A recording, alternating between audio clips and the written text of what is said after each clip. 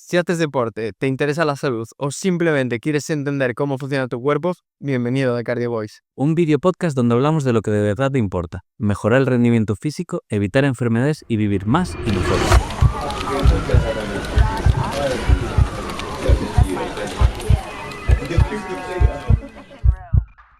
Bueno, chicos, bienvenidos de nuevo a un nuevo podcast de Cardio Boys. Hoy estoy aquí con Carlos, un nuevo invitado. Gracias por tenerme por aquí otra semana más. Y bueno, ¿de qué vamos a hablar hoy? Hoy vamos a hablar del deporte en general. Hablaremos un poco del deporte en nuestras vidas, también hablaremos del deporte en el tema de la salud, hablaremos de diferentes enfermedades e incluso de nuevos estudios y cosas que se pueden medir y que aumentan la longevidad. Bueno, nuevo, tampoco tenemos nada nuevo, esto son cosas de toda la vida. Bueno, pero es verdad que ahora están un poco ahora en boca de todos, ¿no? Y que es como, vamos a hablar de esto, aunque lleve 20 años por ahí. Sí, es un nuevo resurgir. Bueno, entonces, ¿qué relación tienes tú con el deporte?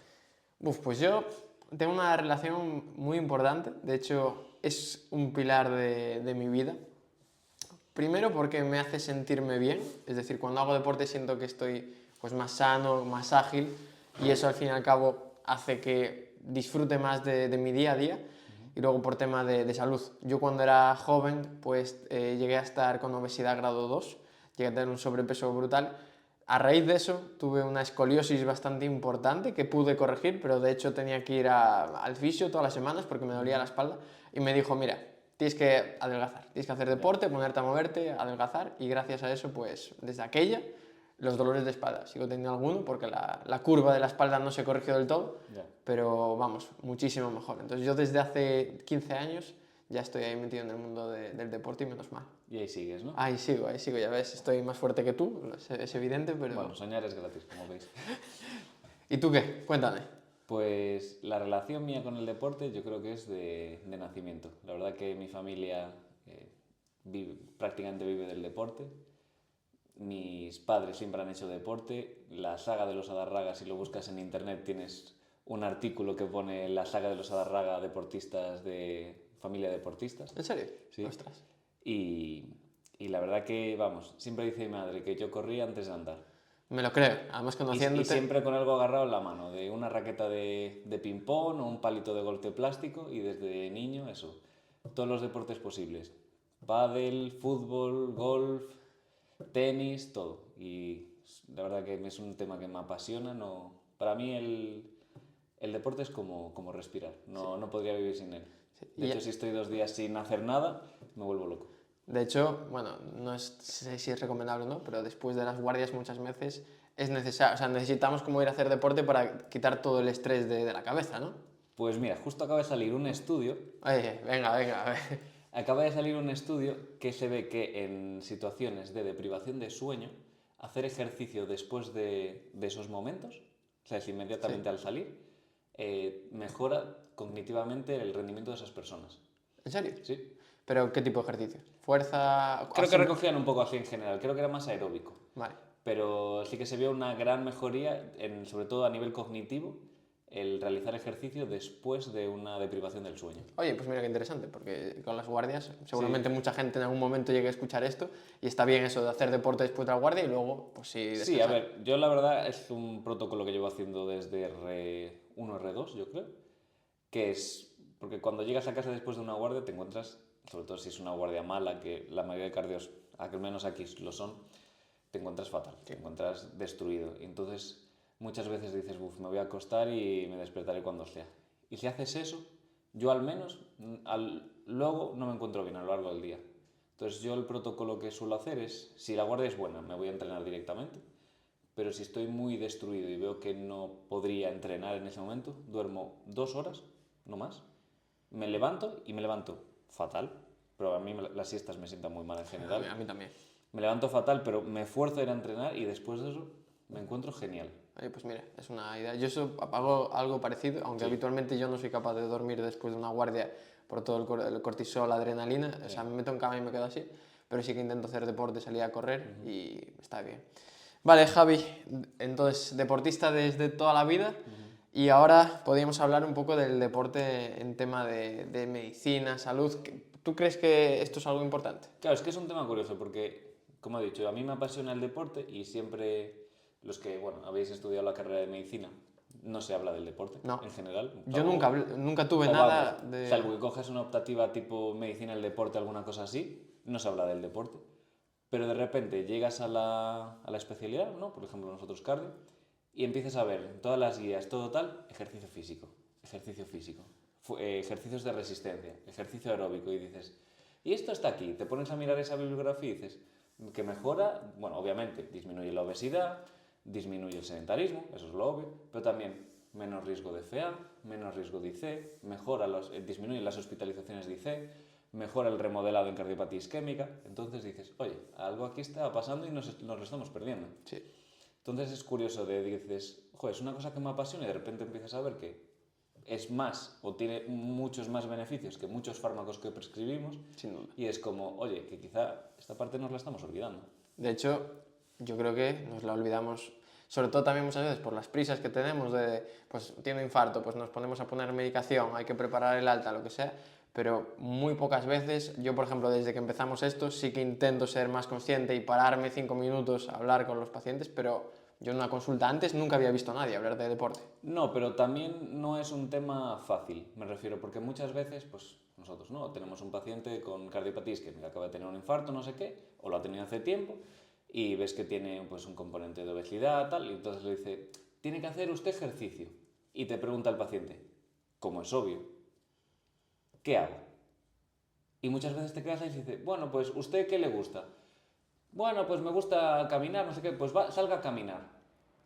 Eso es como si te viene un paciente que tiene la tensión alta y le dice, tómese algo para la tensión. Y te pregunta el qué, y dices, algo, ¿qué le gusta? ¿El enalapril? Toma el enalapril. ¿Qué dosis? Entonces, claro, eso es una cosa que no nos lo han explicado nunca en la carrera, no te lo explican en la especialidad, salvo, por ejemplo, en rehabilitación cardíaca. Entonces, es un tema que no sabemos hacer. Muchas veces es parte de el tiempo y parte es que no estamos formados en eso.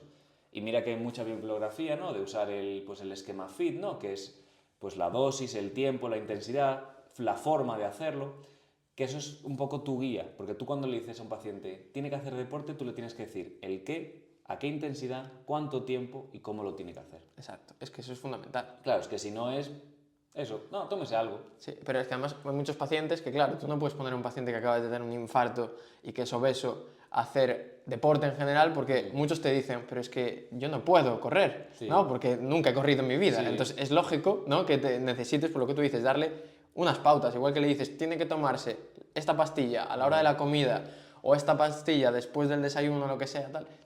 O sea, tenemos que decirle, mire usted, en las condiciones en las que está, vamos a hacer esto. Luego vamos a ir haciendo un seguimiento y vamos a ir ajustándolo, ¿no? Claro, es que tiene que ser una prescripción de ejercicio, con lo que dices tú. Toda la pauta exacta, cuánto tiene que hacer y todo. No una recomendación, sino una prescripción clara. Y eso es una cosa que si no estás formado es muy difícil. Y eso, por ejemplo, sí que se hace bien pues, en centros de rehabilitación cardíaca, sobre todo si tienen asociado pues, gente como fisios o de ciencias del deporte, que ellos son los que realmente manejan esos términos. Entonces, por eso en esas unidades tienen ese personal. Claro, porque realmente el deporte se tiene que prescribir como cualquier otro fármaco porque es un tratamiento, Sí. que no es haz deporte rollo simplemente un ejercicio, no, es tu tratamiento y deberías hacerlo. En muchos casos no es que sea un tratamiento, es que es el tratamiento. O sea, es que nosotros pues muchas veces eso nos emocionamos a prescribir un fármaco, te dices pues disminuye un 20% la mortalidad, un 10% la mortalidad o mejora un 10% las hospitalizaciones. Todos esos términos, pero es que vas mirando la eficacia o los datos del deporte y es que te vuela la cabeza. Dame cifras.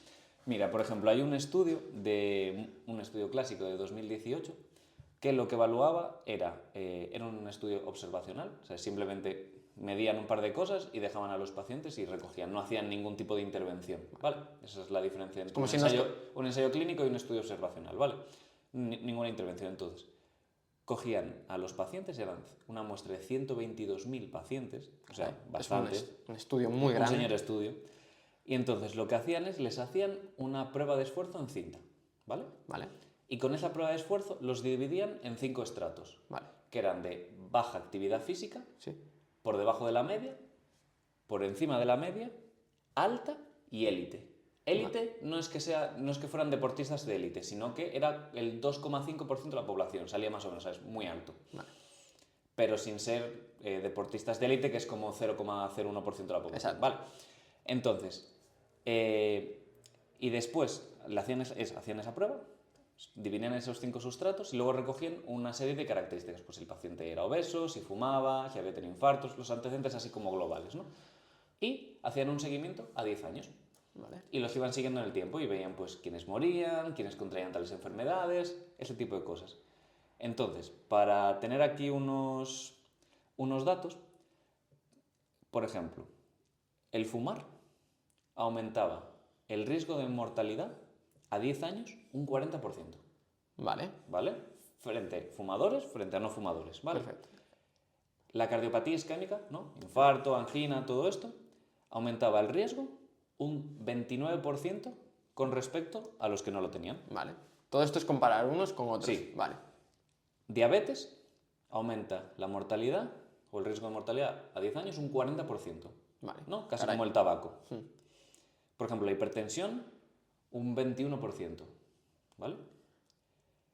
Comparar los grupos de bajo rendimiento físico con los de élite, Que no eran deportistas de élite. que no eran sino deportistas de élite, sino que simplemente tenían están- muy buena capacidad física, el grupo de bajo rendimiento aumentaba su riesgo un 500% Con respecto a los otros. con respecto a los élite. Un 500%. Es O una sea, es que barbaridad. dices, el tabaco es malísimo, sí, sí, sí. El tabaco aumenta un 40%, pero es que esto es un 500%. O sea, es el ser sedentario, ¿no? Porque básicamente es bajar rendimiento físico, es Sí, ser sedentario. sedentario. Frente a muy activo, es un 500% de riesgo de mortalidad a 10 años. Es una barbaridad. Es una barbaridad. Es que es una cifra que yo cuando leí el estudio dije, esto es una locura. O sea, de estas cifras como estas es que no ves. No, es imposible. O sea, es que un 500 y sobre todo que acá, o sea, si se pudieran sumar tabaco más hipertensión más todo, no llegaría a ese No, no, nivel. no. Qué locura. O sea, No, que no, realmente es- el ser sedentario. Yo hice un curso hace poco de factores de riesgo cardiovascular y decían que había los clásicos, ¿no? Hipertensión, dislipemia, tal, y que el sedentarismo era un nuevo factor de riesgo cardiovascular Sí, sí. y que se iba a intentar implementar precisamente por este tipo de cosas. Pues que además, claro, es que dices, ¿es un nuevo factor de riesgo? Sí, pero es que dices, es el factor de riesgo, porque dices, si ser diabético es un 30% o un 40%, si hipertensión es un 29% y esto es un 500%, dices, vamos, eso debería ser lo primero que tenemos que incidir. Obviamente, sí, bajar la tensión es muy importante para muchas enfermedades, el control del azúcar también, porque además afecta a muchos sistemas, ¿no? Pero es que esto es una locura. A ver, esto tampoco es de, bueno, vale, hago mucho ejercicio físico y fumo. No, todo es agregado. Lo mejor es no fumar, no ser diabético, no ser hipertenso y hacer ejercicio. Pero es que además, la cosa que tiene el ejercicio físico es que también reduce la incidencia de hipertensión. Sí. Si haces ejercicio es menos probable que fumes porque empeoraría tu capacidad física Sí. y también disminuye la tasa de obesidad, que yo creo que por eso el hacer ejercicio en relación con no hacerlo es tan bueno, porque Sí. claro, es que reduce todo en global además. Claro, aparte, reduce todo eso en global, pero también reduce cosas específicas, por ejemplo, que vemos nosotros en cardiología, ¿no? Sí que se ha visto, por ejemplo, que en insuficiencia cardíaca, que es una de las enfermedades más prevalentes de cardiología, mejora mucho el estado funcional y la calidad de la vida de los pacientes, que eso dices, vale, es obvio, si un paciente con insuficiencia cardíaca puede hacer algún tipo de ejercicio, que también puede ser un sesgo de... O sea, es tener algún tipo de sesgo de, claro, los que están muy mal no pueden hacer ejercicio físico. Ya, pero esos mismos, si pueden hacer algo y lo hacen y van haciéndolo en el tiempo, mejora mucho su calidad de vida. Eso te lo dicen muchos de ellos. Pero es que además hay algún estudio antiguos, como por ejemplo, el HF Action de 2009, que hacer ejercicio físico aeróbico disminuye las hospitalizaciones por IC. Por insuficiencia cardíaca. Sí, sí, por insuficiencia cardíaca. O sea, mejora, o sea, disminuye las hospitalizaciones, que dices, oye, no es solo que se encuentren mejor, que es lo lógico también, sino que mejora las hospitalizaciones. Es una barbaridad. Igual en cardiopatía isquémica, mejora la tolerancia del corazón al ejercicio, disminuye la tensión arterial, sirve como cardioprotector. Y claro, estas dos dices, bueno, más o menos puedo entender los mecanismos, pero hay otros, por ejemplo, dices, ¿por qué la FA, la fibrilación auricular, que es es una arritmia del corazón, del circuito eléctrico del corazón? ¿Por qué hacer ejercicio físico mejora la FA? O sea, es como eso es un poco más abstracto, pero también. Sí, de hecho, en las nuevas guías de fibrilación Sí. auricular, dentro de todas las cosas que se pueden cambiar, ¿no? dicen que si bajas un 10% tu peso, que también está en relación con el sedentarismo, disminuye una barbaridad la recurrencia de nuevos episodios de fibrilación auricular. De hecho, ponían como, si tú quemas la arritmia, ¿no? Porque es una arritmia, que es la parte de arriba del corazón, algún día lo explicaremos, que se puede llegar incluso a quemar para intentar que no aparezca, el riesgo de recurrencia estaba directamente relacionado con el peso. Si tú bajabas el peso, la recurrencia caía en picado. Si tú te mantenías el peso o incluso subías, la recurrencia era altísima. Y también se vio que si perdías el peso, bajaba la incidencia, pero si lo volvías a recuperar, volvía a subir de nuevo. Es que me refiero, está clarísimo. Sí.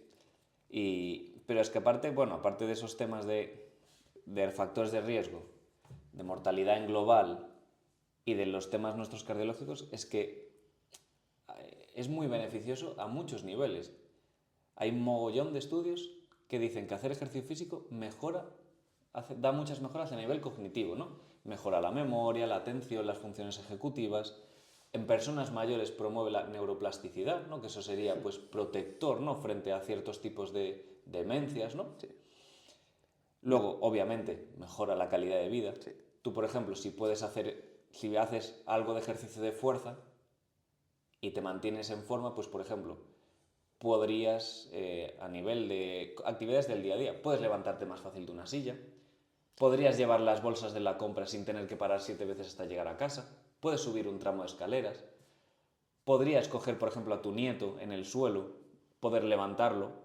De hecho, se nota, o sea, yo he tenido bastantes pacientes mayores, pero mayores, estamos hablando de más de 85 años, que están como si tuvieran 65 y los ves y dices, no, es que yo salgo a caminar todos los días 1 hora, e incluso algunos hacen pesas con poco peso, evidentemente, no es que tengan que estar con 15 kilos de mancuerna, pero con sus kilitos, a veces sí, y están perfectos, y dices, y están muy bien de cabeza. Están muy bien de cabeza. Y eso es increíble, y se nota quién ha hecho deporte y quién no. Por ejemplo, los que tienen leiras, ¿no? Aquí en Galicia, los que trabajan en la huerta, esos, por ejemplo, suelen estar estupendos, y a edades muy avanzadas. De hecho, suele ser el típico señor de 88 años que viene con una válvula muy cerrada, una estenosis aórtica, y que no toma ninguna pastilla. Y dices, no, yo siempre estuve bien, nunca fui al médico, y el otro día estaba en la huerta sachando, ahí intentando quitar unos rastrojos, y me dolió el pecho, y dije, bueno, voy a consultar, 88 años, y dices, ay, Dios mío, pero este señor... Sí, es su primer contacto con el sistema sanitario. Sí, es fundamental. Sí. Además,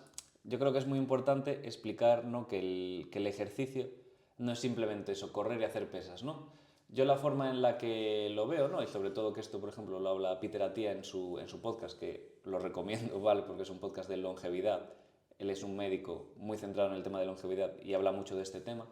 Y la verdad que su concepto me gusta mucho, que es que el ejercicio físico es un taburete de 4 patas. Vale.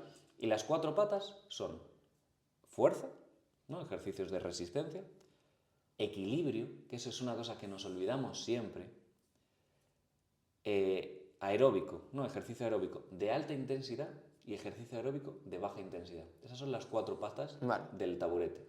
Entonces, si quieres podemos ir mirando uno a uno, ¿no? Lo que son estas patas. Entonces, fuerza ya hemos hablado un poco, ¿no? Fuerza es igual a más músculo, pero no siempre es hipertrofia, ¿no? Esto siempre te lo dice mucha gente, sobre todo chicas o mujeres, ¿no? Que te dicen, no, yo no voy al gimnasio porque no quiero ponerme fuerte, ya, pero ponerse fuerte de tener más músculos, ¿no? De estar más inflado, eso no es fácil. Tienes que hacer cosas específicas para eso. Sí. Pero simplemente con poco peso, haciendo, pues eso, unos movimientos básicos que te puede explicar el entrenador del gimnasio o algún fisio, alguna cosa, mejoras tanto tu funcionalidad, tus formas de hacer las cosas, tu postura, te viene bien para todo. Y además, ¿qué es eso? Mejoras tu calidad de vida. Perdona que te interrumpa, pero por ejemplo, ya solo para la espalda, a mí el fisioterapeuta, cuando empecé con aquella, me dijo, es que tú necesitas tener la espalda bien fuerte, y es lo que tú dices, no es grande, fuerte, para que la columna no sufra tanto y los músculos la estabilicen, ¿no? Que para la escoliosis está súper recomendado. Y por ejemplo, si tienes hijos, al final, tú ahora que eres padre, tu hija empieza a pesar, ¿no? Entonces, necesitas tener cierto tono muscular para que no te fastidie la postura, no tengas dolores y todo ese tipo de cosas, que no es ganar más muscular por estética, sino por funcionalidad. Sí, que si quieres hacerlo por estética, adelante también. Exacto. Pero eso que sea como algo secundario, ¿no? Lo primario es eso, tener más fuerza para estar tú mejor a nivel de movimiento, postura, calidad de vida. Luego también se ha visto en muchos estudios que solo ganar músculo disminuye la muerte por todas las causas. O sea, hay algún estudio clásico que ponen ese número. Sí que es cierto que no mucho, pero sí que dices, oye, simplemente por ganar más músculo, ¿no? Bajando la tensión y todo esto, ¿no? Por tener más músculo, disminuyes el riesgo de muerte por todas las causas. Sí, además, hubo ahí una temporada en la que se hablaba solo del ejercicio aeróbico y Sí. se dejó el anaeróbico a un lado, como, bueno, esto tal, pero ya solo las mejoras metabólicas que tiene y sobre todo que cuanta más masa muscular, digamos que también aumenta y acelera un poco tu metabolismo y favorece también que tu cuerpo funcione mejor. Sí, además, eso es que se ve clarísimo si vas cogiendo las guías europeas, que son las que usamos nosotros para consultar la mayoría de cosas de cardiología, vas tirando hacia atrás y vas viendo 150 minutos de ejercicio aeróbico, 100 minutos de ejercicio aeróbico, 300 minutos de ejercicio aeróbico, según vas yendo hacia atrás. Ahora ves las últimas, ejercicio aeróbico y de resistencia, ya lo van incluyendo ahí. Y yo creo que eso en un futuro, aparte de decir aeróbico y resistencia, pues también te van a decir equilibrio y te van a definir un poco más el aeróbico, ¿no? Porque el aeróbico, lo que hemos dicho, tiene de baja intensidad y de alta intensidad. Que de hecho aquí vamos a ahondar en un tema que sé que te gusta mucho. Pero espera, quiero decir una cosa más del tema de la fuerza que me parece muy importante. Te dejo. Que bueno, hemos hablado de mejoría de la calidad funcional y tal, pero también es muy importante porque al final un grupo, que es el que seguramente menos vaya al gimnasio, ¿cuál dirías que es? Hombre, yo diría un grupo general. Un grupo general. Yo diría quizás las mujeres de cierta edad. Mujeres de cierta edad. Y esas son las de las que más se beneficiarían de ir al gimnasio. Mujeres posmenopáusicas, es fundamental el ejercicio de resistencia, de fuerza, para el tema de la osteoporosis. No, claro, porque aumentas muchísimo, aumentas, digamos, la masa ósea y todo. Sí, y muchas veces te pregunta la gente, ¿pero por qué? Yo yendo al gimnasio haciendo fuerza no genero músculo. Y dices, sí, pero el problema es que el cuerpo es muy sabio. El cuerpo el cuerpo del ser humano tiene, el objetivo vital es ahorrar. Entonces, tú si algo no lo usas, el cuerpo lo descarta. Tú si, por ejemplo, no caminas, no haces ejercicios de fuerza, tu densidad ósea, por ejemplo, de las piernas, te dice el cuerpo, no me hace falta tanta densidad ósea porque esta persona no suele saltar, no suele levantar peso, entonces cuando necesitas, lo que vas haciendo es vas retirando. Pero si tú, por ejemplo, tus huesos dicen, oye, que este tío está todo el rato saltando, está cogiendo peso, tal, dice, tenemos que fortalecer esto. No desaprovecha nada. Igual que tú, por ejemplo, si no usas, por ejemplo, los brazos, no haces nada de fuerza con los brazos, los músculos de los brazos se van poco a poco atrofiando, porque no hace falta. Pero tú, por ejemplo, si tu cuerpo está todo el rato diciendo, oye, este tío está todo el rato cogiendo cosas y cada vez más pesadas, tenemos que generar más músculo. Entonces ese es el sentido del cuerpo de que necesitas hacer cosas para mejorar las cosas. Necesitas hacer ejercicios de fuerza para mejorar tu musculación, para mejorar tu densidad, o sea, tienes que forzar el cuerpo, siempre con unos márgenes de seguridad.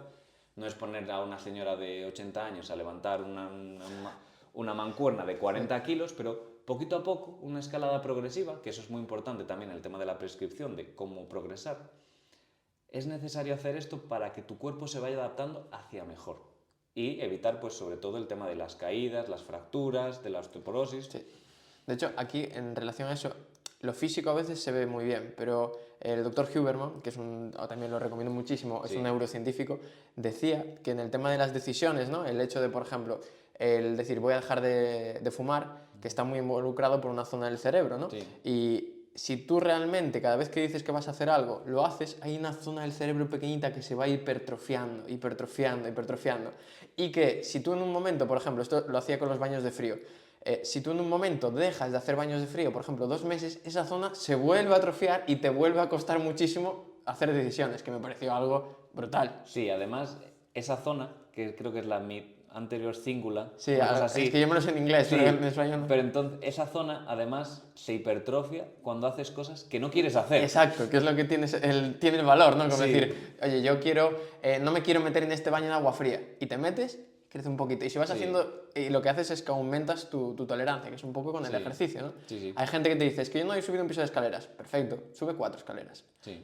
Una semana, sube 6. Y así de repente te das cuenta que poquito a poco, en 3 meses, subes todo el edificio, ¿no? Sí. Antes de pasar al tema aeróbico, que ahí me puedo liar mucho. Ahí se acaba la batería de la cámara. Sí. Quiero mencionar un poco el tema del equilibrio. que es una cosa, es el patito feo de los 4, es el que siempre nos olvidamos, pero quizá es súper importante también.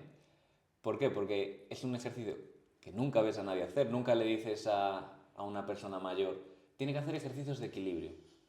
¿No? Que los ejercicios de equilibrio pues hay de muchas formas, pero bueno, los clásicos, ¿no? Sobre todo es pues aguantar sobre una pierna, ¿no? A veces pues, ojos abiertos, ojos cerrados, ese tipo de cosas, ¿no? Pues eso es súper importante hacerlo porque es una de las mayores cosas que se ha visto en los estudios que previene el riesgo de caídas. Y claro, ya si tenemos pues eso, una mujer posmenopáusica, con osteoporosis y con mal equilibrio, que no trabaja el equilibrio, ese es un cóctel perfecto para una fractura de cadera. Sí. Y que la fractura de cadera tiene un riesgo de mortalidad altísimo. O sea, creo recordar, así en memoria de la carrera, que la fractura de cadera tiene un riesgo de mortalidad a un año del 50%. Me lo creo. Y sobre todo, cuanta más edad, mayor, porque más comorbilidades y todo. Sí. Sin duda. Entonces, esto es una cosa que nunca recomendamos, pero sí que sería importante hacer. Y no hacerlo solo en gente mayor. Lo ideal sería empezar cuanto antes mejor. Por ejemplo, gente de edad media, pues ya debería ir poco a poco practicando el ejercicio, o al menos no perderlo. Yo lo hago, porque yo el año pasado, en la Spartan Race hace 2 años, me lesioné el tobillo, Sí. me lo esguincé de 3er grado, al año siguiente, Soy testigo, yo lo vi en directo, escuchaste el clac, yo y el clac. al año siguiente me lo esguincé el tobillo y una de las cosas que me dijo el entrenador fue, mira, tú tienes que dedicar mínimo 15 minutos todos los días que entrenes a hacer ejercicios específicos de movilidad y sobre todo de propiocepción, de saber cómo están tus... Porque al fin y al cabo me doy cuenta de que desde que lo hago, voy por el monte y a veces se me gira un poco el tobillo, pero no sé por qué, mi cuerpo ya reacciona y lo coloca en una posición en la que no se lesione. Y antes hacía plaf y se iba a Cuenca el tobillo. O sea que es una cosa que yo creo que cualquier persona también se beneficiaría. Pero como no es nada glamuroso, diría yo, o sea, no es nada... Tú estás en el gimnasio y te pones ahí a hacer equilibrio y, a ver, la gente igual hasta te mira... Sí, te miran así de reojillo. En plan, mira, este flojo, ¿no? Pero es muy importante. Sí, sí, sí. Bueno, toca lo que más te gusta. Abrimos el melón. Javi, tienes 10 minutos, ¿vale? La gente tiene que comer. No me voy a extender tanto, espero. Entonces, aeróbico. Aeróbico podemos distinguir 2 patas del taburete, ¿no? Aeróbico baja intensidad y aeróbico de alta intensidad. Entonces, baja intensidad. Este es un tema que ahora está súper de moda y que es una cosa que se hacía mucho antes. Hubo una temporada ahí que se dejó bastante hacer o se dejó de hablar del tema y ahora está volviendo a resurgir con nombres distintos. Era lo que antes, por ejemplo, yo que hacía atletismo, era lo que se decía de salir a rodar, ¿no? Salir a rodar y siempre te decían los entrenadores, no, ritmo de conversación. Y tú dices, bueno, ritmo de conversación, ¿vale? O, por ejemplo, lo típico del trote cochinero, Sí. el rodaje, o salir a, pues eso, a ritmo de conversación. Entonces, esto es lo que ahora está muy de moda, que se llama la zona 2. Wow, tiene nombre de potencia. Tiene nombre de potencia. Entonces, esto, ¿qué es lo que produce? El ritmo de conversación, ¿no? Es una zona, ¿no? De cuando tú vas... Cuando tú haces ejercicio tienes como varios sistemas metabólicos que te están dando la energía para hacer ese ejercicio, ¿no? Entonces, básicamente, hay como 3 grandes. Bueno, 4. Pero vamos a centrarnos en 3. Vale, cuarto está olvidado. El cuarto es para más cosas de fuerza, ¿vale? Cuéntame el primero. Entonces, tenemos primero el metabolismo de ácidos grasos, ¿no? Que, por ejemplo, nosotros cuando estamos en reposo, sobre todo el cuerpo, los músculos, lo que consumen es ácidos grasos. ¿Ahora mismo estaría consumiendo Ácidos grasos. Vale. A nivel muscular, Perfecto. ¿vale? Entonces, nosotros cuando comenzamos a hacer ejercicio, ese consumo de ácidos grasos aumenta. Vale. ¿Qué pasa? No es infinito. Llega un momento que las mitocondrias, que son los que producen todo el tema es lo que se dice en internet, ¿no? Que es la fábrica de energía del cuerpo humano o de la célula, pues hay un momento que ya no dan a más, ya no dan abasto. Entonces, llegas a un consumo máximo de ácidos grasos y de repente empiezan a bajar. Entonces, y en ese momento empieza el siguiente sistema, que es el sistema de hidratos de carbono. Vale, porque o sea, tú empiezas a correr, tu cuerpo está quemando ácidos grasos y llega un momento en el que no es capaz de satisfacer la demanda de energía, ¿no? Y entonces entonces el cuerpo dice, uy, necesito más caña. Entonces va aumentando el consumo de hidratos de carbono. ¿Qué pasa? Los hidratos de carbono no vienen gratis. Tú cuando empiezas a quemar mucho hidrato de carbono, que tienes 2 vías para quemar, lo que es la aeróbica, ¿no? A través de la mitocondria, y luego tienes la anaeróbica. ¿Qué pasa? La aeróbica es la que usa oxígeno. La que usa oxígeno, vale. justo. Y esa produce mucha energía, te da mucha tal y funciona muy bien. ¿Qué pasa? Ahí, según va aumentando el ejercicio, tú empiezas a respirar más y va llegando cada vez menos oxígeno del que necesitas. Entonces empieza a aumentar la vía anaeróbica. ¿Qué va con la anaerobiosis? El lactato. Vale. Que eso es, bueno, ahora hay distintas tendencias que se está viendo que no es tan malo, no es un detrito celular, pero bueno, a efectos prácticos para la explicación, digamos que sí, que es una cosa que al cuerpo no le gusta. Entonces, según aumenta el consumo de hidratos de carbono, va aumentando el lactato. Vale. Hasta que llega un punto que ya la mitocondria no da más y entonces tiramos todo de vía anaeróbica, todo ácido láctico. Vale, o sea, para que yo me aclare, hago un esquema. Empezamos a trotar, Sí. ácidos grasos. Llega un punto en el que no podemos solo satisfacer energía con ácidos grasos. Entonces ahí empieza la vía aeróbica con oxígeno. Empieza la vida aeróbica, sí, con oxígeno del bueno, hidrato. la de ácidos grasos es aeróbica también. Sí, pero la de hidrato de carbono, Sí. ¿no? Entonces, ¿qué pasa? Que necesitamos mucho oxígeno. Evidentemente, cada vez consumimos más oxígeno Sí. y necesitamos más oxígeno que no podemos conseguir y necesitamos energía. Por lo tanto, ahí se activa también la vía anaeróbica Sí. del hidrato de carbono, que es la que no necesita oxígeno. Sí. Y el problema está en que se genera ácido láctico. Lactato, sí. Sigue. Entonces, tú en estos momentos, en estas inflexiones, el cuerpo va haciendo unas adaptaciones y la principal es respiratoria. Vale. Entonces, tú cuando empiezas a correr, que esto seguro que todo el mundo que haga deporte, sobre todo pues correr, bicicleta, hay un momento que tú empiezas a correr y estás tranquilo y de repente empiezas... Sí, eso Como es. que te desfondas, como a los 5 o 6 primeros, o un poquito, si vas lento pues tarda más, pero hay un momento que dices, pero ¿cómo puedes estar tan cansado? Y de repente si sigues, se te pasa. Entonces, ese primer aumento de la respiración es cuando cambias de ácidos grasos a hidratos de carbono. Vale. Entonces, ese es lo que se llama el primer umbral respiratorio. Vale. Entonces, eso aumenta la respiración y tú sigues y de repente hay un punto que empieza, que es cuando ya vas muy reventado. Pues eso es cuando el sistema anaeróbico hace un subidón. ¿Qué hace en ese momento? Tenemos un subidón muy fuerte de lactato, ¿no? Porque vamos todo a metabolismo anaeróbico, y el cuerpo lo que hace es intenta lavar ese lactato con la respiración. Vale. Entonces ese sería el segundo umbral respiratorio, ¿no? Entonces tenemos primer umbral, es el primero de que vamos tranquilos, pero de repente nos cuesta un poquito más respirar, y el segundo umbral es ya cuando no puedes. Entonces, la zona 2 sería antes del primer umbral. Vale. Es el ritmo que te permite mantener una conversación. De tú vas corriendo y podemos hablar así. Seguramente, por ejemplo, esto lo que te dicen los expertos es, tú tienes que pensar que estás en una conversación telefónica. Tú puedes hablar bien, pero la otra persona sabe que tú estás haciendo ejercicio. O sea, te nota un poquito. Sí, que no es pero como no ahora.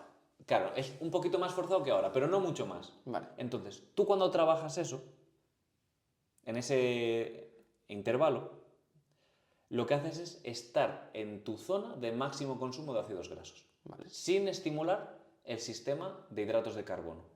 Entonces lo que haces es fuerzas mucho a tu cuerpo a consumir grasas, consumir grasas, consumir grasas, consumir grasas, sin aumentar lo de hidratos de carbono. Entonces, ¿por qué es beneficioso eso? Primero, porque entrenas a la mitocondria cada vez ir quemando más grasas, Vale. eso parte uno, y luego, porque al entrenar la mitocondria a eso, la entrenas también a lavar el lactato. Porque ahora se ha visto que cuando tú empiezas a generar lactato, bueno, en el cuerpo tenemos dos tipos de fibras musculares distintas. Ya sé que la explicación está quedando un poco densa, pero esto es importante entenderlo. Solo un inciso, ya que estamos así. ¿Qué es lavar lactato? Vale, entonces, a eso voy. En el cuerpo tenemos dos tipos de fibras musculares, podríamos decir, las lentas y las rápidas, ¿no? Normalmente las lentas son para ejercicios de larga duración, ¿no? Le llamamos lentas porque no son para ejercicios explosivos, son más que te dan poca potencia, pero muy mantenida en el tiempo. Ir a trotar. Sí. Y estas tienen muchísima densidad de mitocondrias. Entonces, ideal para metabolismo aeróbico, ¿no? Claro. Por eso son capaces de aguantar mucho tiempo. Esas son las fibras. Un maratoniano tendría esas... Tendría más de estas, Claro. sí. Luego están las rápidas, ¿no? Las rápidas lo que tienen es mucha explosividad, son capaces de generar mucha potencia en muy poco tiempo, pero duran muy poquito. Se cansan muy rápido. ¿Por qué? Porque tienen muy poquitas mitocondrias, Un levantador de peso. por ejemplo. O un sprintador. Vale. Entonces, estas tienen muy poquita densidad de mitocondrias. Entonces, ¿qué pasa? Tú según vas haciendo, pues por ejemplo, sales a correr, tú si te mantienes a un ritmo de trote, vas a usar sobre todo las fibras de contracción lenta. Pero si tú de repente vas poco a poco subiendo, vas pasándote a las otras. ¿Qué pasa? Estas, como tienen muy poquitas mitocondrias, todo su metabolismo va a ser anaeróbico. Entonces va a generar mucho lactato. Y antes se decía que ese lactato pues salía, ¿no? Y producía mucha acidosis, era lo que te daba los calambres musculares, se te cargaban los músculos y era lo que te producía el cansancio, las agujetas. Vale, porque el lactato en teoría se supone que es un detrito. Ahora eso digo, está un poquito en Un residuo, entrever. porque detrito Sí, un es residuo. como un residuo de Sí, nuestro metabolismo. Sí, es como tú cuando quemas un cigarrillo, pues sería pues la ceniza que queda, ¿no? Vale. Que no le gusta al cuerpo. Entonces, lo que se ha visto ahora es que tú si entrenas mucho, bueno, que hay unos transportadores que lo que hacen es de esas células musculares rápidas, sacan el lactato, Vale. lo sacan afuera. Es como una puerta que saca de ahí. Sí. Vale. Y ese lactato, ¿a dónde va? A las células, a las musculares lentas. Entonces, lo que hacen es, tienes como un transporte de las rápidas a las lentas de ese lactato que las células musculares lentas son capaces de usar para generar más energía. Vale. Entonces, tú si entrenas en zona 2, al potenciar las mitocondrias, haces que ese flujo se mantenga constante. Entonces, podrías hacer cada vez ejercicio de intensidad creciente sin esos calambres musculares, es que se te carguen las piernas.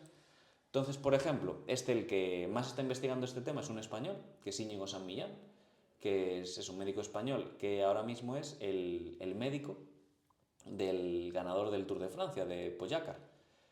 Que lo que ha visto es que este chaval lo que tiene es una densidad de transportadores de lactato increíbles. Entonces el tío es capaz de hacer ejercicio súper intenso, Claro. Y sí. sin levantar o sin aumentar su lactato en sangre, porque es capaz de lavarlo todo. Lavarlo es que lo procesa y con eso genera energía. Vale, o sea, básicamente lo que estás diciendo es que si tú entrenas en zona 2, que es justo antes del primer umbral, Sí. aunque vayas más lento, te va a favorecer para que luego puedas ir más rápido, Sí. porque tu cuerpo se vuelve más eficiente. Es como si un motor de repente no solo utiliza gasolina, sino que también pudiera utilizar diésel Sí. y pudiera también utilizar una batería. Justo, es una cosa así. Entonces es un tema que es súper interesante y es lo que se está Yo quiero estudiando, salir a correr ahora mismo solo.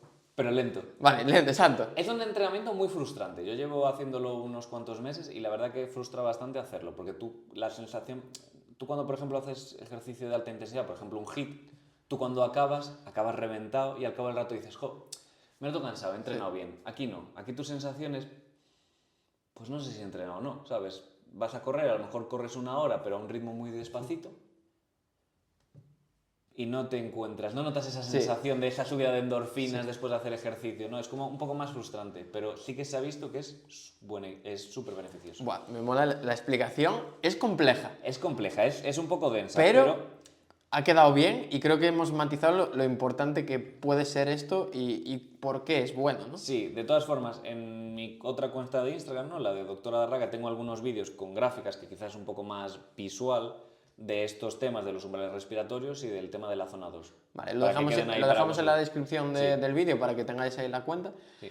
Y ya para ir terminando, hay la otra parte, ¿no? Sí. Que es la del ejercicio aeróbico, pero el máximo, ¿no? De alta intensidad, sí. Entonces, aquí hay un concepto que vamos simplemente a presentar, que es el V2 Max, que es fundamental para entender este tema. Entonces, VO2 max. sí, V2 Max. Entonces, que también se llama consumo de oxígeno máximo. Vale. O consumo de oxígeno, ¿vale?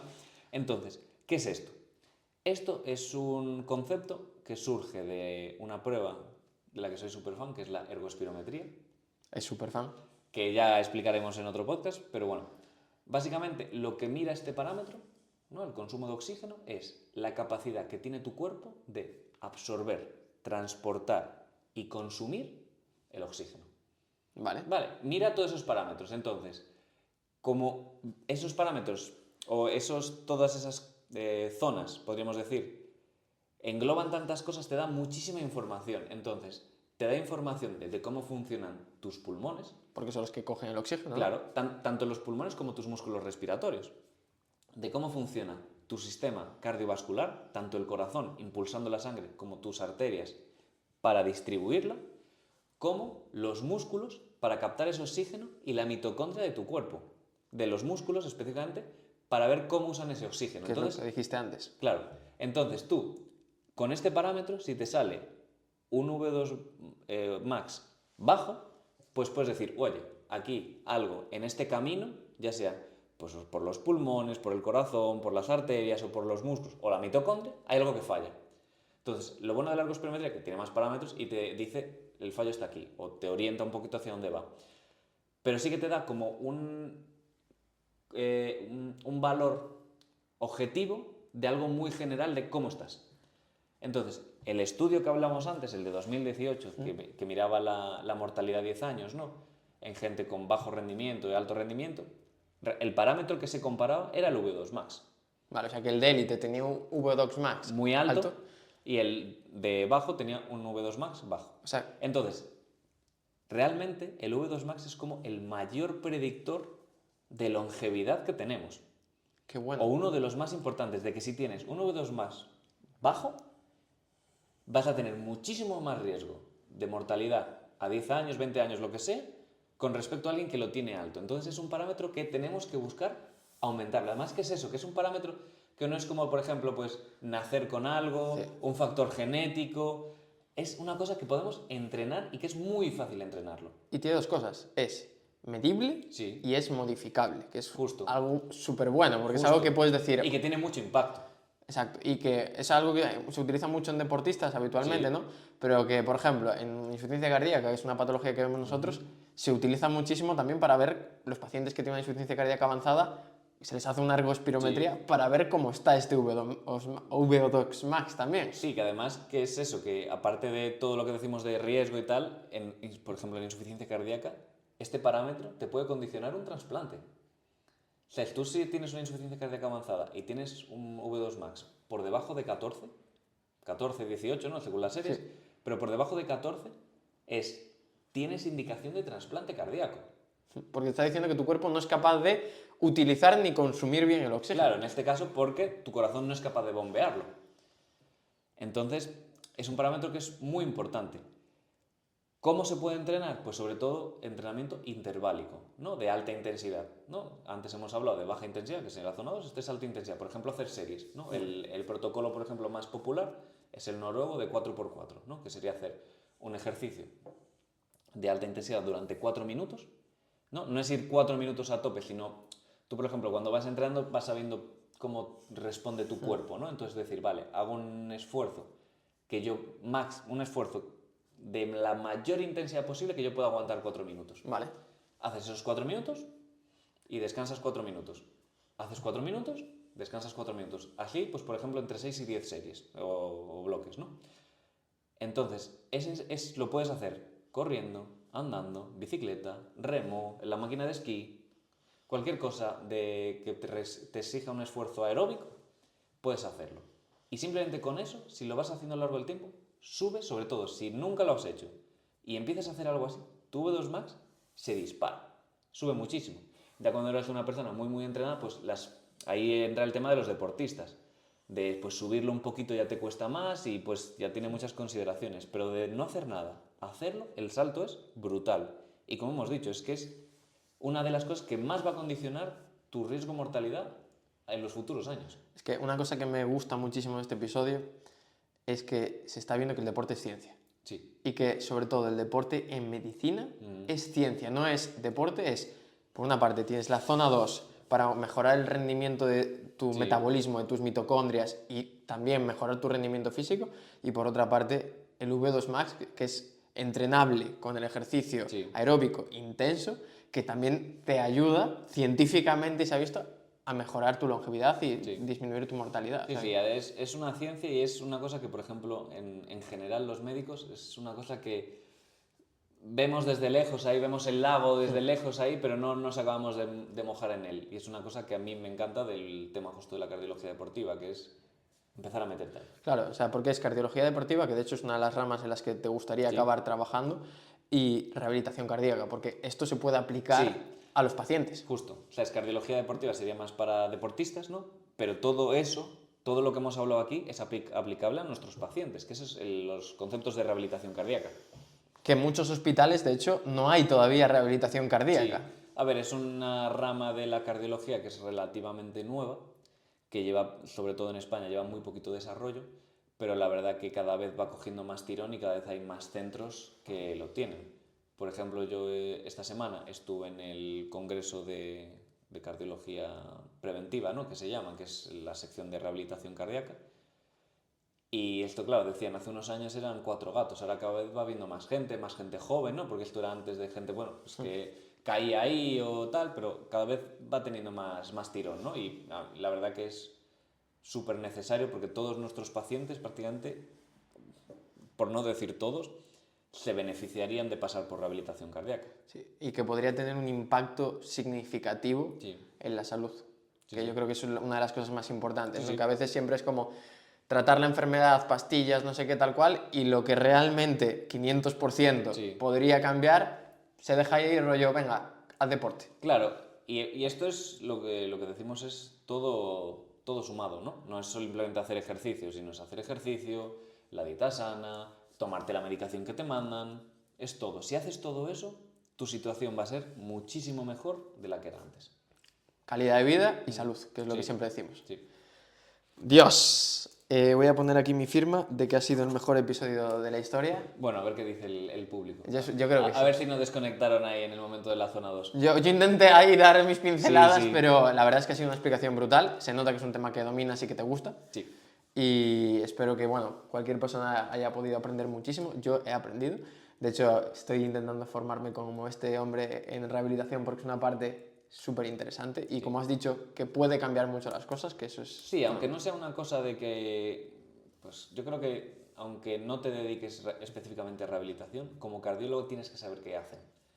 Porque bueno, sí que es cierto que normalmente los de rehabilitación, sobre todo enfermería de rehabilitación, están muy atentos, ¿no? De los pacientes que ingresan, de a quién se le ofrecen el programa, y eso, pero sí que yo creo que debería ser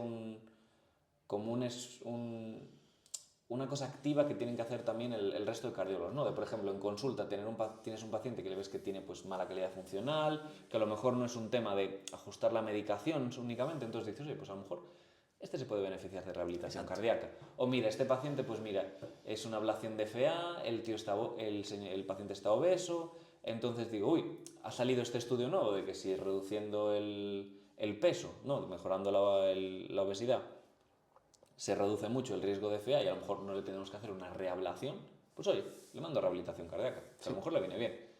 Y ese tipo de cosas. Yo creo que cuanto más gente sepa de rehabilitación cardíaca y lo que se hace y los beneficios que tiene, pues va a ser mejor para todos los pacientes y también para el resto de cardiólogos, ¿no? Sí. De hecho, yo una anécdota, y ya termino, y es que hace poco en el gimnasio coincidí con un monitor que su tío se había hecho una ablación de FA y le pasé mi teléfono porque me decía, es que claro, él trabaja, tiene 56 años, pero no sabe qué puede hacer, qué no puede hacer. Y ya solo eso, esa incertidumbre, es peor calidad de vida y al final esa persona tiene 56 años. Es decir, si deja de hacer deporte, probablemente obesidad, hipertensión y más enfermedad. Entonces le pasé mi teléfono, le comenté un poco todo y se quedó bastante más tranquilo y dijo, vale, perfecto, voy a seguir cuidándome porque era una persona activa. Sí, y nada, ya simplemente para cerrar, decir que bueno, muchos de los temas que hemos tocado hoy seguramente dedicaremos algún podcast monográfico, ¿no? De esos temas, por ejemplo del de zona 2 quizá desarrollarlo más, hablar de pues, las cosas que se están haciendo, cómo entrenarlo, también de V2 Max seguramente hablemos más y de ergospirometría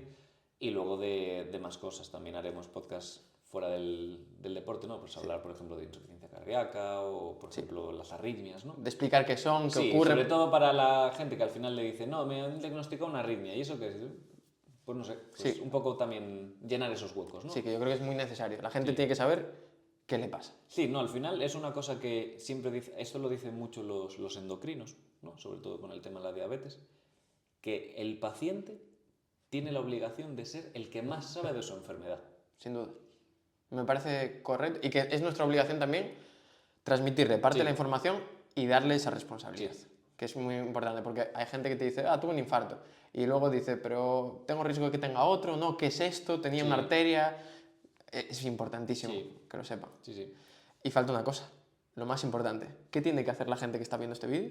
Obviamente suscribirse aquí en YouTube, seguirnos en YouTube, Spotify, donde nos estéis viendo. Instagram, y que iremos subiendo pues, pequeños anuncios de nuestro podcast, a lo mejor temas, también haremos preguntas, ¿no? De pues, qué temas interesan, un poquito para ver cómo respira la gente y también sugerencias, ¿no? Aceptamos todo tipo de sugerencias. Estamos empezando, pero esto va a ser muy grande, chicos. Vale, nos vemos.